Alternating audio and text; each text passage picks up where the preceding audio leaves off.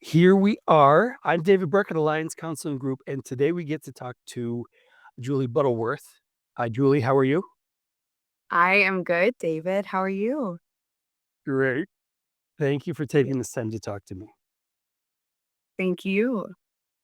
So, when you're sitting across from somebody, who's the kind of person? What's the kind of client that is ideal? That is like when you're working with them, that's when all the cylinders are full blast. That's a good question. It is often a client, ideally in healthcare, that understands kind of just what it's like to balance the home life and then the life as a helping profession. There's a lot of trauma that's involved with that. And they often come from a background, honestly, of trauma because they are wanting to either better their life, better someone's life that they know. So my ideal client is someone who is motivated, as I mean, any clinician, I'm sure, but ready to really help themselves to better their own career, better their patients that they're working with. That's the ideal client for me. That's great. So you've found, and not to overstate it, but the helping professional who has that the trauma in their past, and maybe some of that has pushed them and motivated them to be in this field, Yeah. but then maybe some of that has pushed them past some of their limits, and so they're they're hurting and needing to reach out. Yeah. Yeah. Absolutely. They also get a sense because therapy's hard. They get a sense of what it's like, which that takes away a barrier too, because again, when you're stepping into this space where you have to be vulnerable, you have to be open and show up for the hard work. Not that I dislike any clientele that doesn't fit that niche at all. I actually get excited about that as well because it's an opportunity to teach and really like meet a raw client that like I get to just show them so many things that's cool. But for the helping profession, you really see more action happen like weekly where they are going into their workplace and they're really applying what they're very serious about it. And that for any profession, like when you see this change really quick, that's cool, but that's rare in therapy. So I feel lucky that my clients are really applying it every week, but I also have a lot of empathy for the ones who don't have that insight yet to apply it or it because it takes a lot of courage. So I see it both ways, but I really like when I get to hear the stories throughout the week of, "Oh, did you hear that? Like, let me tell you about this." That's so cool. So, I like that part. When a client comes in and sits across from you, I think a lot of times we say counseling is counseling, but there's different modalities that we can pick in there. And what do you best like to use? I have a bias because 'cause I'm trained in EMDR, but EMDR, it stands for eye movement desensitization and reprocessing therapy. So, it's different than your traditional talk therapy or CBT because often with my clients being a trauma specialist, there's normally moments that they are clung to of everything changed when this happened, or I remember feeling this way as a child when that occurred. And EMDR allows us to go to the root of when that happened versus just pruning or trimming the issue and having to revisit over and over again. So I use EMDR. We use a stimulation that activates both hemispheres of the brain. It goes into the deeper form of the subconscious. So you're really getting into the deep root of things where you're seeing quicker change. It's intense. However, I ensure like before we go into that place, I'm giving clients a lot of education, a lot of mindfulness, a lot of tools that when it gets to that intensity, you'll be okay. You'll be equipped. And when we're able to reprocess and allow that the secretary in our brain to put that into a different spot, they immediately are feeling a new insight, a new emotion and feeling in the body, and they can implement it right away. So that's the coolest part of EMDR in my opinion, and that's what I utilize. I also do parts work, which is very important. Internal family systems is a proper form. Again, mindfulness and meditation, somatic work as well, but my main core is EMDR. Working with other therapists, I love how they a lot of what you described, the internal family systems and mindfulness, they seem to support and be good complements to that EMDR. Absolutely. What do you think, uh, internal family that parts work, why do you think that's such a good complement to EMDR? Oh my gosh. It in my opinion, it's needed to be informed in that aspect because through EMDR, through the processing, when you're in phase 4, which is where you're getting, again, you're just revisiting things, but in a safe way, there will be parts of you that don't want to go there. There will be parts of you that judge that you're thinking about that.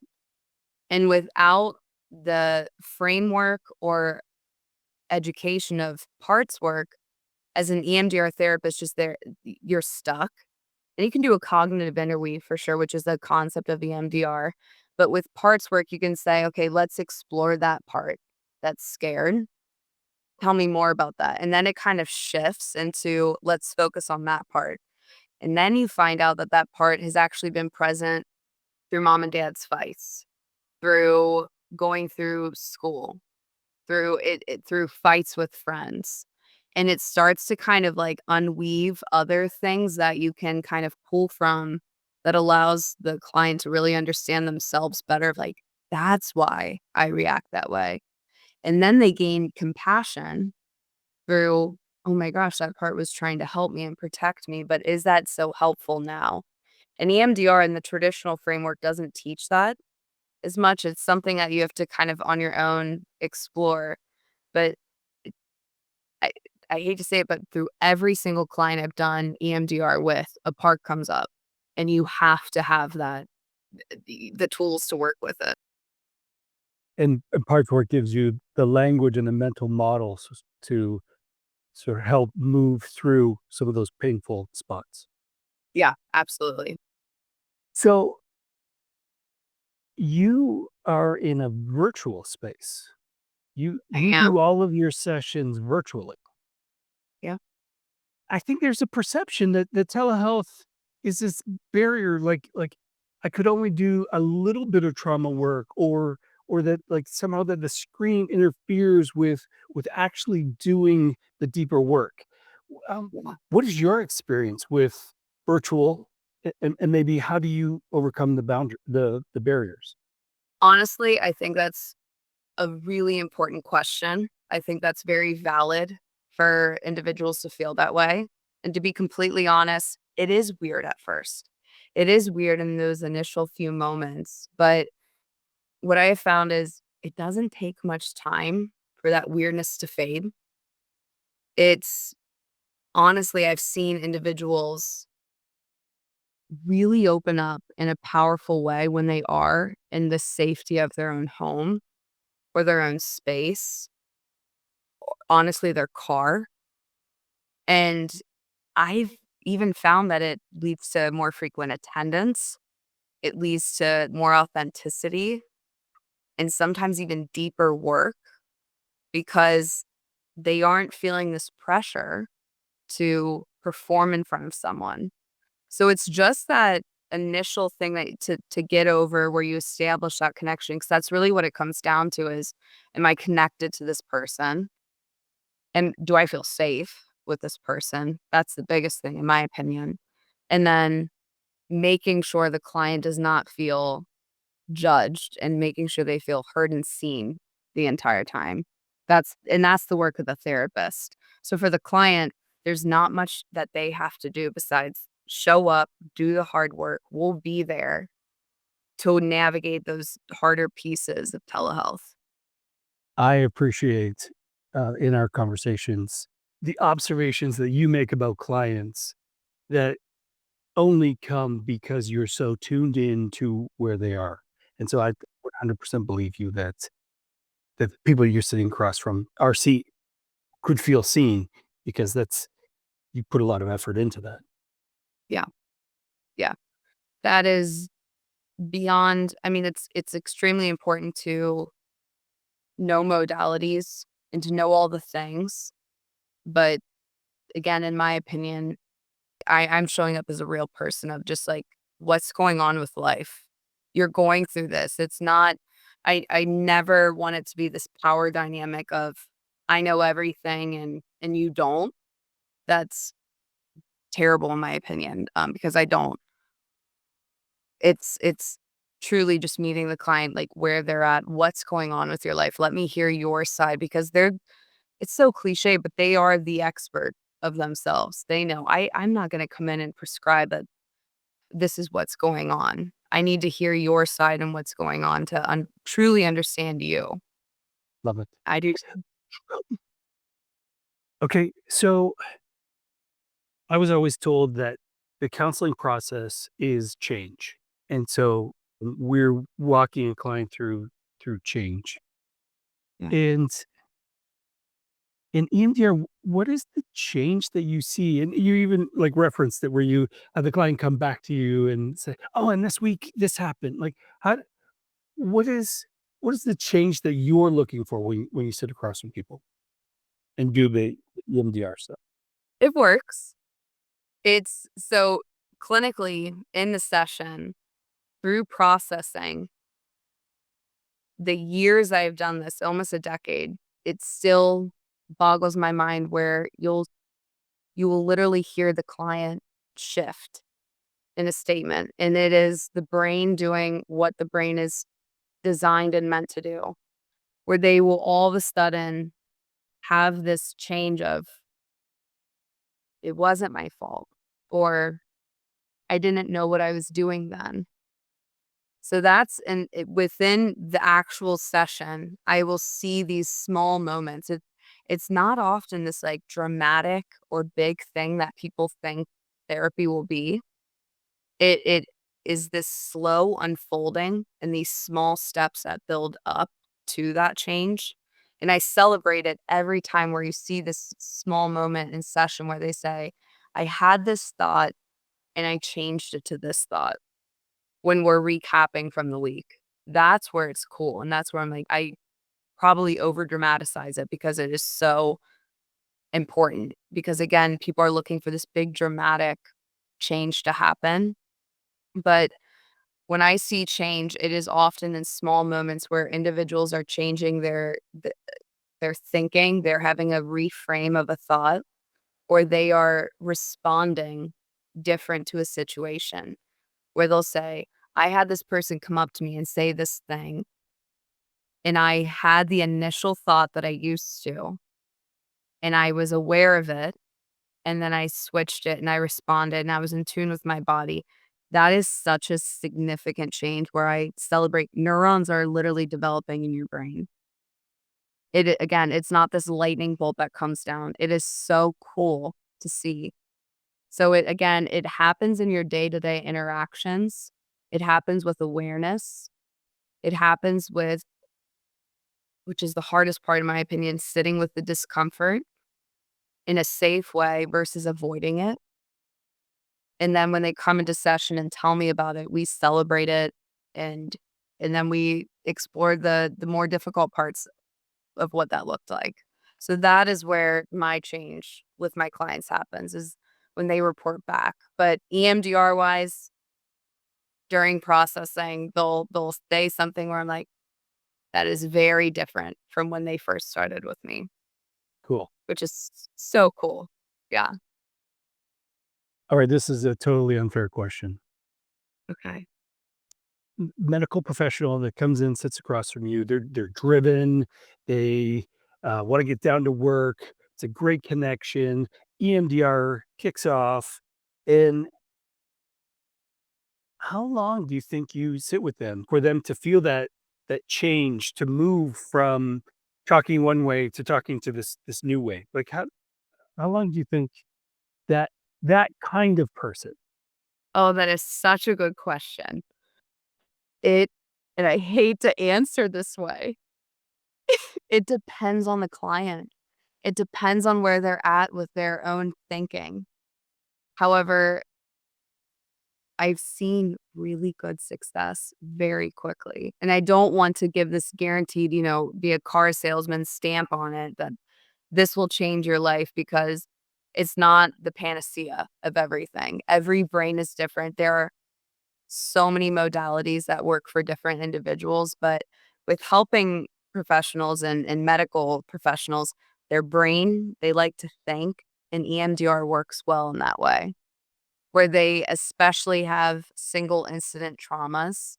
So it's more like a procedure that did not go well. It is their medical school situation where they had a lot of perfectionism. So you can really hone in on those moments where they can reframe now after 10, 15 years in the field.